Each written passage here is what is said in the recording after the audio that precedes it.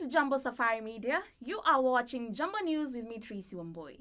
Let's take a look at the stories making headlines. Putin agrees to limited ceasefire in Ukraine, rejects full truce after talks with Trump. UK visa scam leaves migrant workers from Kerala in financial ruin. Nigerian senator suspended after accusing Senate president of sexual harassment. Israel resumes intense airstrikes on Gaza. Netanyahu warns of escalating conflict. Well, ever had hopes of getting a well-paying job? And just when you thought you had it, it turns out you didn't. Well, that's exactly what hundreds of migrant care workers from India, Kerala are dealing with right now. Welcome to the UK visa scam. Well, where promises of a better life have turned into a financial disaster. Well, stick with us for the details.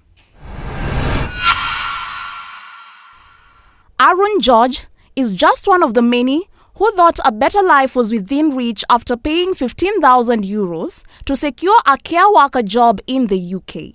But when he and his wife arrived, there was no job, just empty promises and excuses. After being pressured into unpaid training, his wife only worked 3 days before they were forced to return to Kerala in financial ruin. Sadly, Arun's story is far from unique.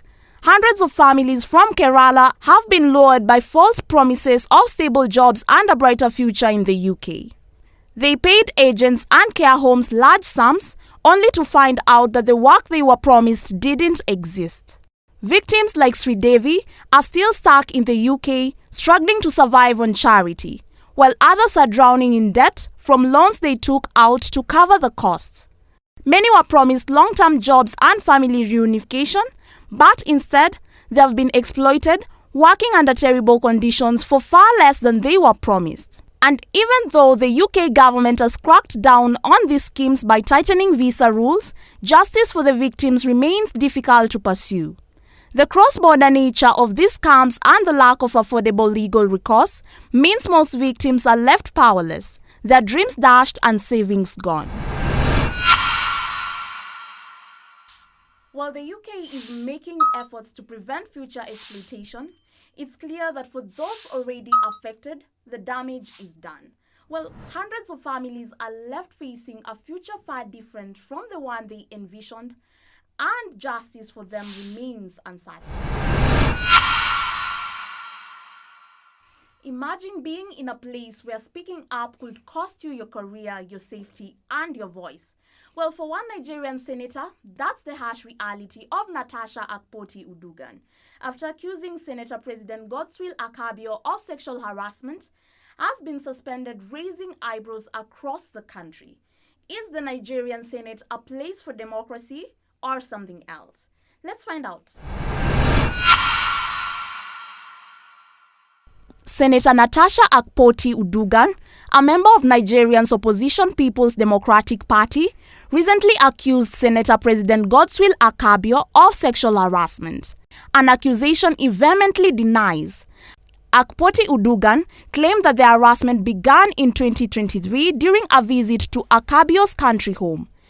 She alleges that Akpabio made suggestive comments and inappropriate physical advances.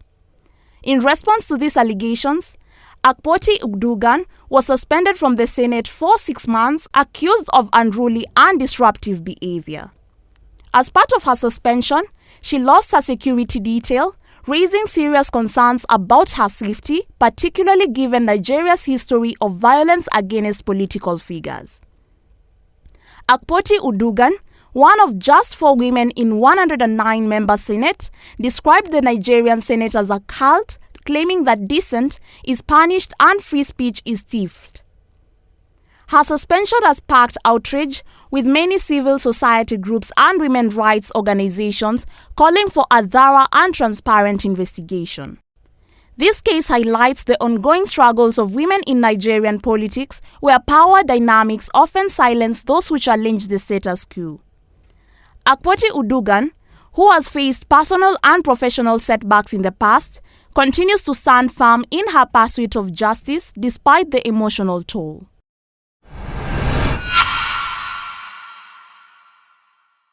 Well, Akpoti Odugan's battle is not just about one woman's fight for justice. It's about the wider fight of equality, freedom of speech, and safety for women in Nigerian politics. Well, as her legal action continues, the nation is watching closely to see if her courage will lead to change so many are calling for.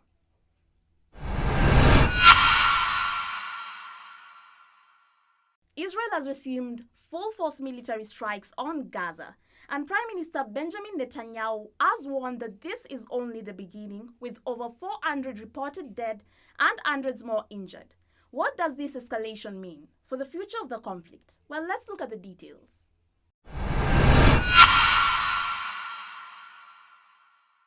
Israel has launched a new wave of airstrikes on Gaza, the heaviest since a ceasefire began in January. Prime Minister Netanyahu warned this would be just the beginning as the military targets Hamas positions. Israel will win. We will bring our people home and we will destroy Hamas. We will not relent until we achieve all these vital goals.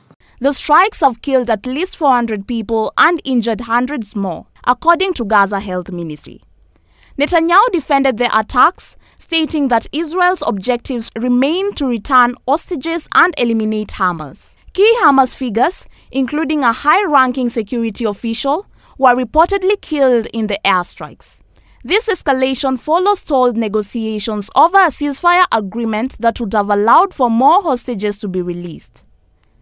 The attacks have left hospitals in Gaza overwhelmed, while international criticism grows, particularly from Egypt, which called the airstrike a violation of the ceasefire. Meanwhile, hostages' families in Israel are increasingly frustrated, with some accusing the government of abandoning efforts to secure their release.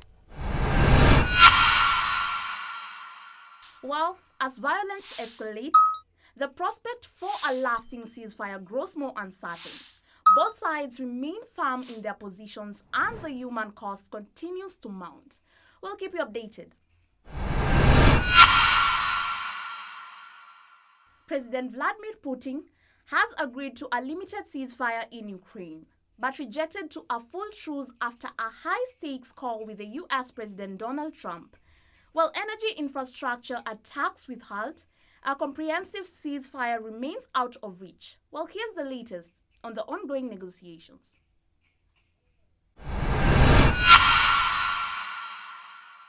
After a phone call between US President Donald Trump and Russian President Vladimir Putin, a temporary halt to attacks on Ukraine energy infrastructure was agreed.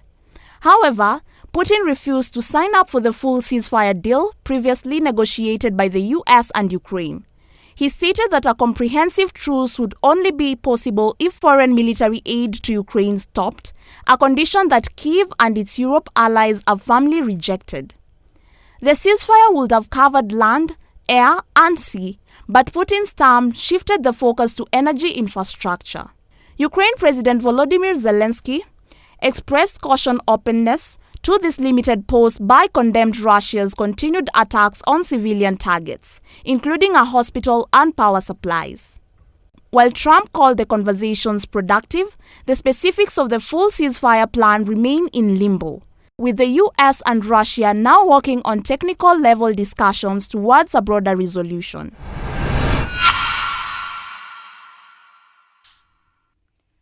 Despite some progress on halting energy strikes, President Putin's rejection of a full ceasefire raises concerns about the future of peace talks. Well, as negotiations continue, the path to a lasting peace in Ukraine remains uncertain.